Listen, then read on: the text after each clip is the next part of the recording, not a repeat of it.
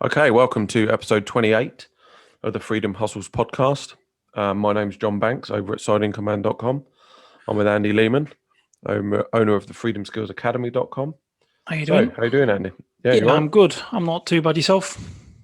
Yeah, I'm all right, yeah.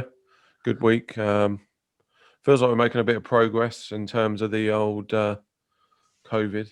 Certainly in the UK. We've been sort of hard hit with it, but hopefully things now are starting to, Starting to you know, change.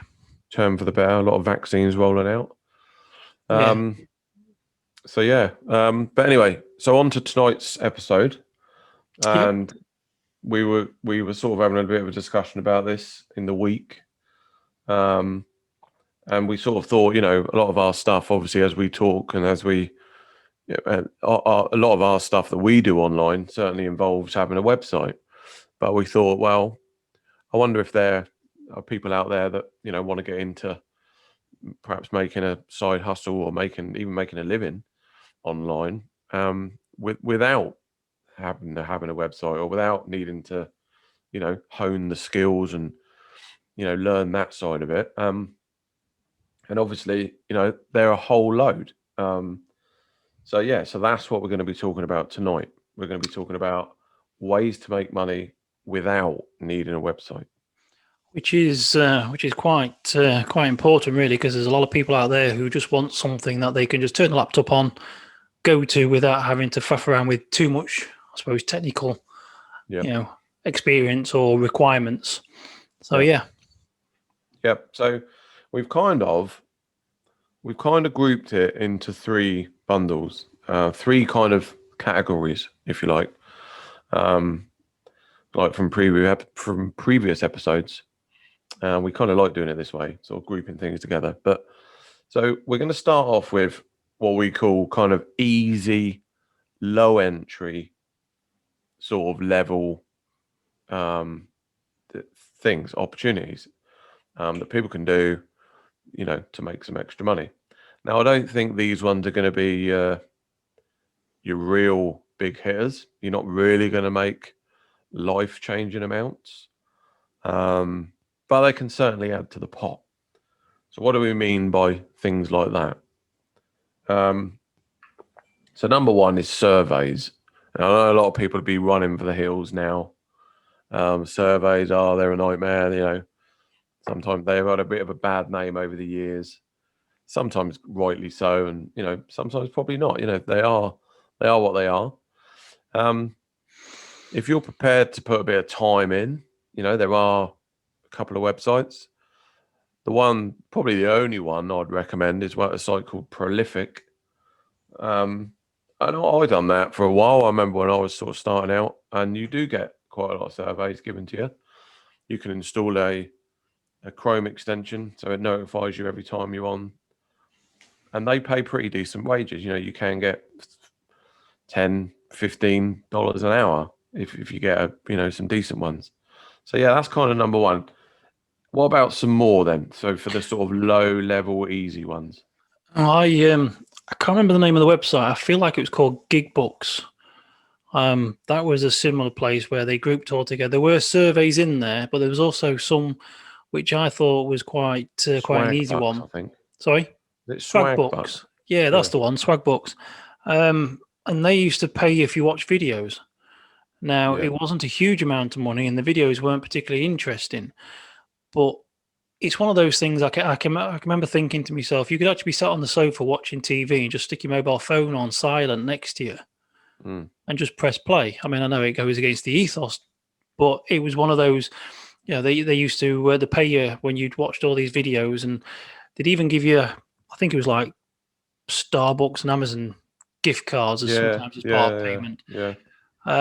But yeah, so there was videos on there as well as the surveys. And if I remember right as well, you also got paid if you played games, simple games. Yeah. I think so, yeah. I think there's quite a load. There's a whole load of websites like that. Certainly, a few of the listeners will know a bit more than certainly what we do in this kind of thing. But yeah, there's a whole load of those. So yeah, sort of like your money surveys, games, sometimes things like tweet in it, like follow someone on Twitter, and I know there's other Mhm. one, micro jobs, I think it's called, or Yeah. micro tasks, micro workers, or something like that, and you get paid like for tweeting people or following people on social media, and sharing a couple of their posts and stuff like that. I remember, yeah, that's another kind of one, and like you say, all these things you can build up a little bit of a pot. They're not going to be. It's not going to transform. You're not going to make thousands a month, but you can certainly you can get up to maybe 100, maybe even $200 a month using these. Hmm.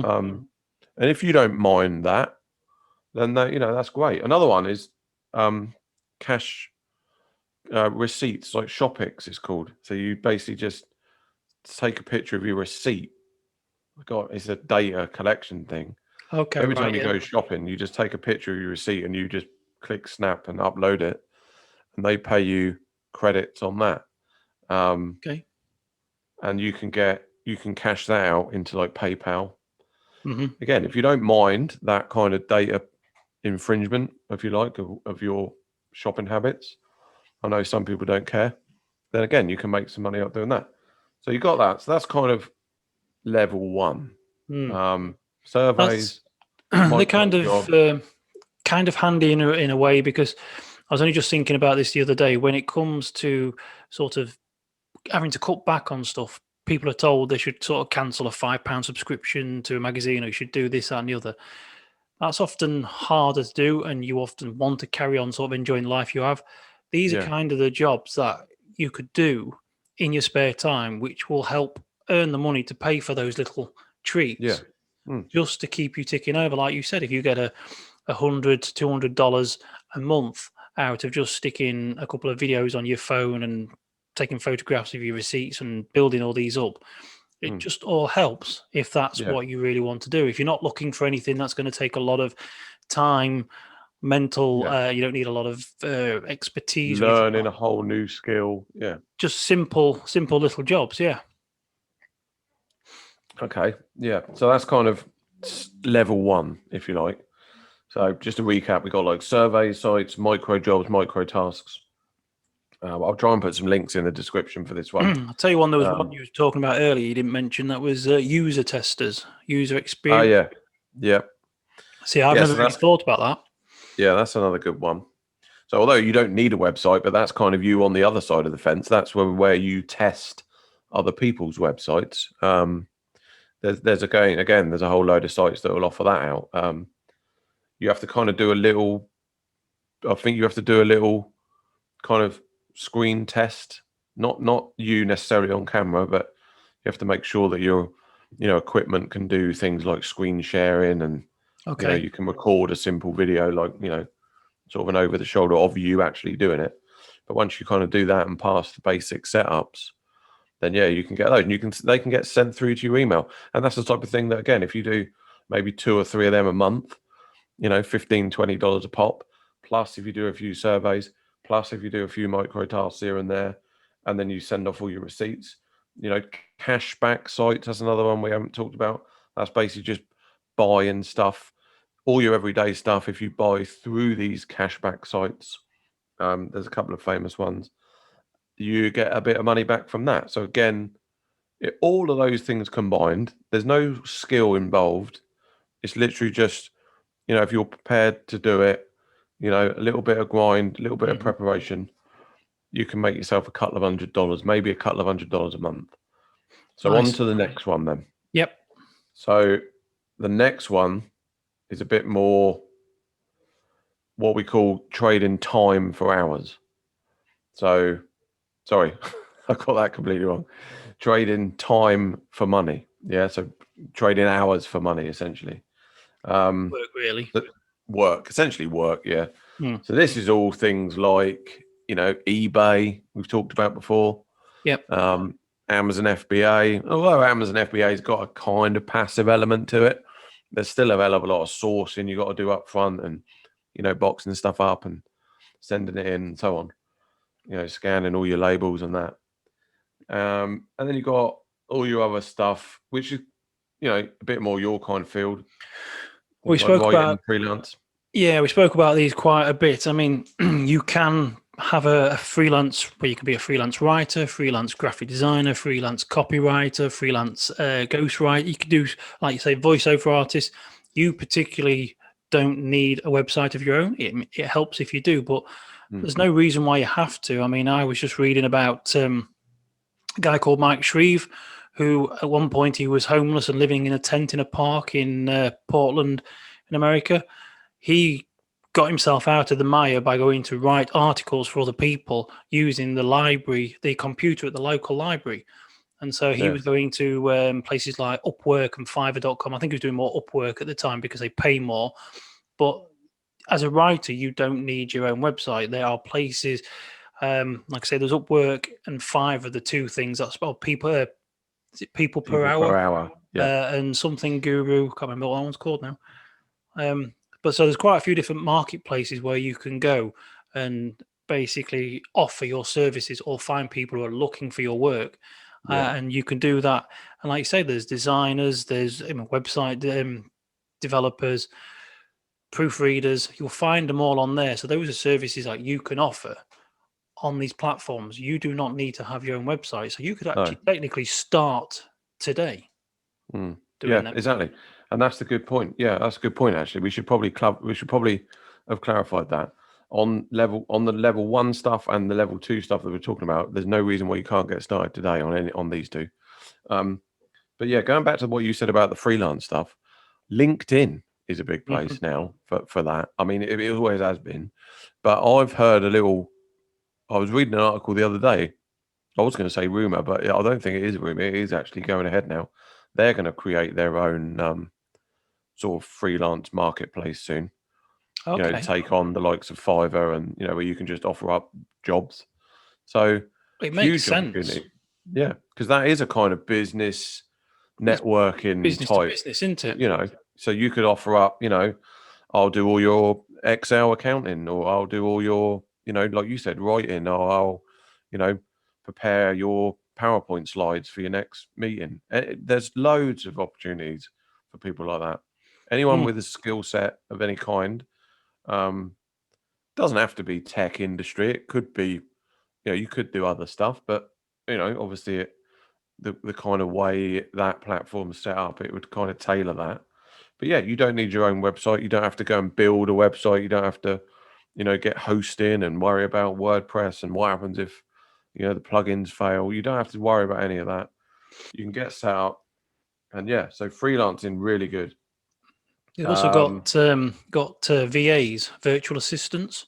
Yep, they're very handy. You can hire people to monitor phone calls, to make phone calls for you. You can hire people to do research for you. I mean, I know writers who want to write a sales letter about something. They'll go somewhere and basically say, I need you to spend the next couple of hours researching this information and pooling it for them because they don't want to do it.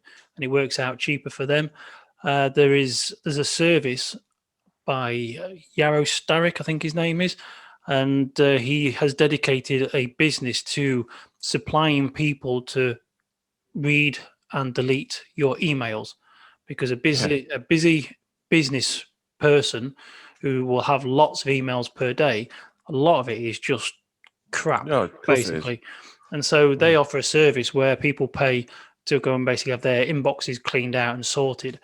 And that is something that anybody can do. They can, like I say, go to work and just offer that as long as they get the login details. Again, that's just something, you charge per hour, per session, whatever, to clean people's inboxes, make phone calls, do research. So, yeah, I mean, again, another one, this is kind of, I suppose, a bit more sort of freelance again, but social media manager. Yeah. Again, that's really good one. That's massive as well, isn't it? Like you say, that could be, if you're getting results for someone, they're going to keep you on and they're going to pay you, if you're getting results for people. But yeah, that's amazing. Yeah, like you say about the inbox, I never heard of that, but yeah, I did think about that the other day. I think because I went into my Gmail and I got about 20,000 emails I hadn't even read, and I was like, Christ, I was sat there for ages. I started to try and delete them all, but I was like, and then I went online to try and find like a bulk hack. Can I delete the whole lot? And there isn't anything, or I don't know of anything. If anyone knows, can you please let me know? And like you say, there's someone that will do it. I But thought I was bad at about 3,000 to do it. mine's But, terrible. yeah, I'll pay someone Another to one, do of it. course. Yeah, another one, of course, is YouTube, which we've talked about Yeah. loads of times. Loads of YouTubers, massive channels. They don't know anything about building websites. And why should they? They don't need to. Mhm. Like you say, they've got a mobile phone or they've got a webcam or whatever. And if you're doing a series on bike repair or I don't know, unboxing videos or Which I don't are know, which can be how to very, draw, things like massive very unboxing video, lucrative. massive. You don't need a website. So again, YouTube, that's another one. Well, yeah, I suppose if you could always lump in Patreon into there as well, I suppose that's kind of a pre-set up platform for people who want to do a Ready to go. subscription-based business. Yeah. Sports trading as well. There's another quick sort of warning. Sports trading can be risky if you don't know what you're doing with it.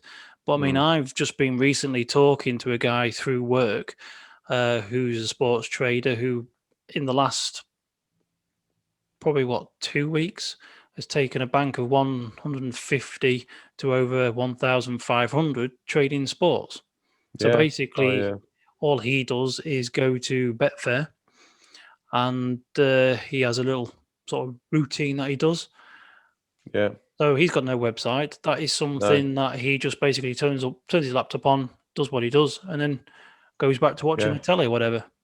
And then the other side of the coin, similar sort of field, is obviously the day trading of the traditional stocks, Yeah. forex, even cryptos to a degree. So yeah, there's loads of opportunities. I mean, like you say, these are the kind of, I don't know, I'd say level 2 is definitely a skill involved, 100%. Yeah. You need to know what you're doing. There may be, well, a large part of these is trading time. Hmm. Because even the likes of the traders, I know it sounds great and it is great when they know what they're doing, but Hmm. these guys, they do still sit at their computers a lot, and it is still a bit of time for money element, obviously. Oh, it is. I mean, Um, the example I just used there of the sports trader, he starts first race could be around 12:30. Last one could be around 8 o'clock. yeah, And, exactly. and he And could having be a bad there. day, if he's having a bad day, he'll sit there all day. Yeah, and he's skipping from race to race. I mean, basically, he's glued to the computer for that period. It's not, Yeah, not necessarily sat at the bar with a beer and just tapping it on your phone every 5 minutes. no. So that kind of leads us nicely into the third one, which I guess, from our point of view, is the preferred one. Not dismissing anything, not taking away anything from the first two. In fact, I still do. Or you? Well, yeah, no, I still do a fair share of ones from the first two. So Hmm. that's not a big. That doesn't. That's fine. Um, but no, the third sort of set, if if we like, is going to be the ones that we often preach about on this podcast, which is your more kind of passive, set and forget, asset type income streams, isn't it? It is. I mean, these are the ones which they require a fair amount of work up front.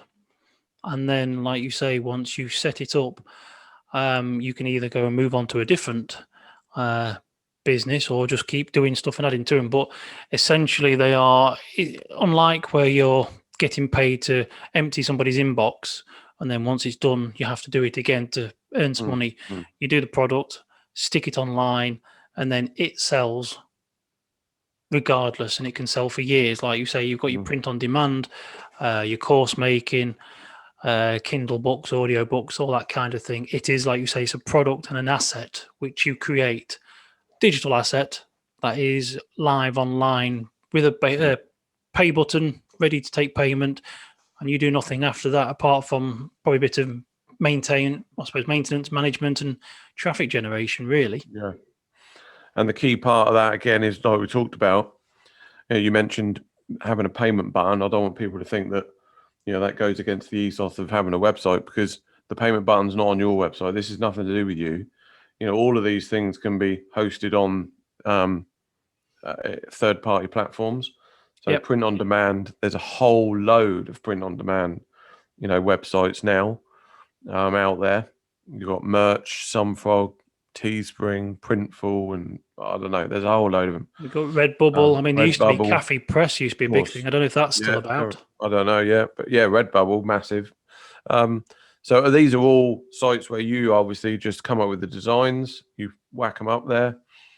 And again, you could even take this one step further. So just going again from the print on demand one, you don't have to have a website, but let's say you've got an Instagram account with, 3,000 followers of a real certain niche, all of a sudden your print on demand designs, if they're specifically targeted, if your Instagram followers are, really, really dead keen on that particular niche or, topic or whatever, all of a sudden your print on demand business, could get a nice little kickstart, a nice little boost. You put your link in your Instagram bio, not your own website, just your link back to the shop where you're hosting these print on demand designs.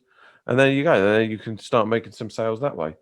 And again, Udemy is a course creation platform. Again, there's loads, but I just happen to think of that one. And that's, for people that want to create their own courses. Not all courses are all about online stuff. Oh no. If you're a dab hand in the kitchen, or if a thing or two about art or that sewing, knitting, there's a whole load of stuff, music, yoga, whatever. You can make a course and you can list that course online. I was listening to a podcast the other day about a guy who created his first course was about how to play the piano, and so he knew nothing about the tech stuff. He just knew how to play the piano. Well, So he if just filmed himself and it made loads. I can't remember. It was like 6-figure launch. if you think of Russell Brunson, who's well known in internet marketing world, I believe his first product or course that he made was about how to make a spud gun, if I remember rightly. It was exactly right. Yeah, make a spud gun. I mean, that's not very internet marketing at all. But Right, exactly. throwing into there, we mentioned sort of Patreon in the second one, but it's also in the third one, Set and Forget, because like you said, there's Udemy, there's I can't think of there's Skillshare. There's quite a few places where you can do courses. Yeah.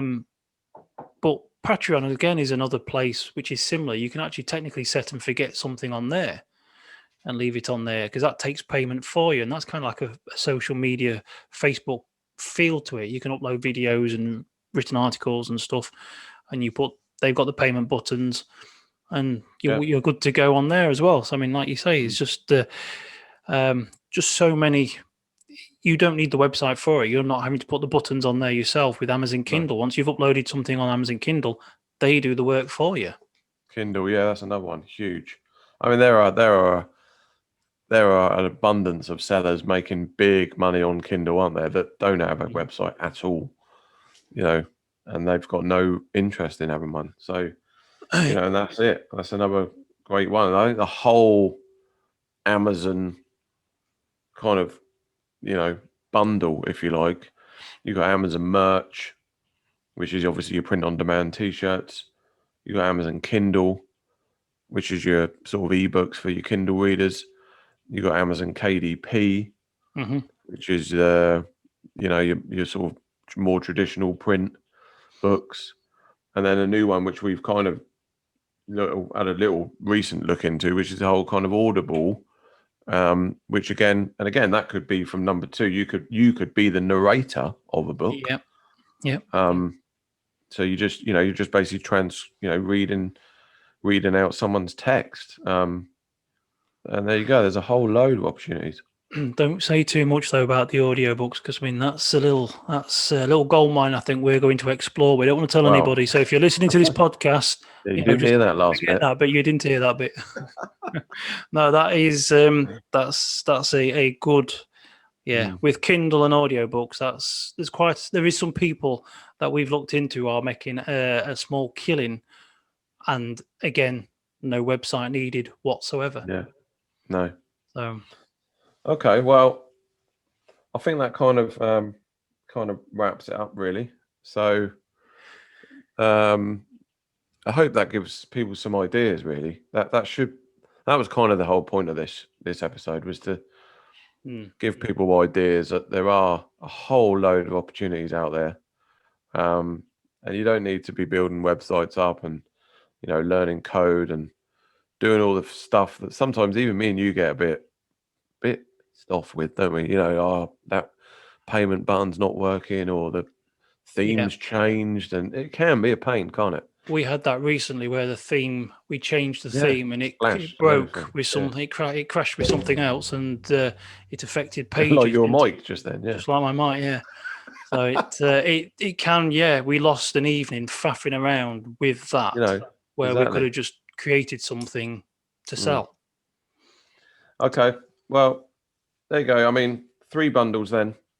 First one's easy, low entry, make a few quid, surveys, micro tasks, cashback sites, receipts, blah, blah. Second one is your more traditional trading hours for money, which is eBay, Amazon. And then you've got all the freelance element. But then there is also things like YouTube, day trading, sports trading, etc. And then the third one, which is kind of it's not the dream, but it is the nicest out of the 3, and that's it's a good position to be income. It's a nice position to be in, yeah. And that's when you basically, they make stuff once and sell it multiple times over again, which is a message you should have heard by now multiple times on this podcast.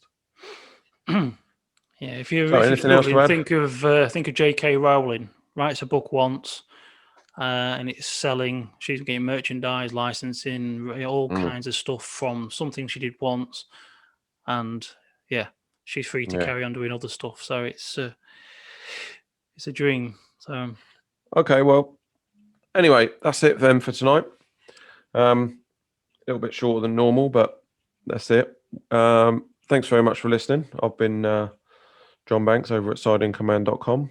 And just before I sign off, I'm going to leave an open loop for anybody who's listening to this. I'm not going to say too much, but we're looking forward to doing an interview very shortly with somebody which will fall into one of these sort of passive income categories, which I'm sort of really looking forward to. So, keep tuned. Stay tuned.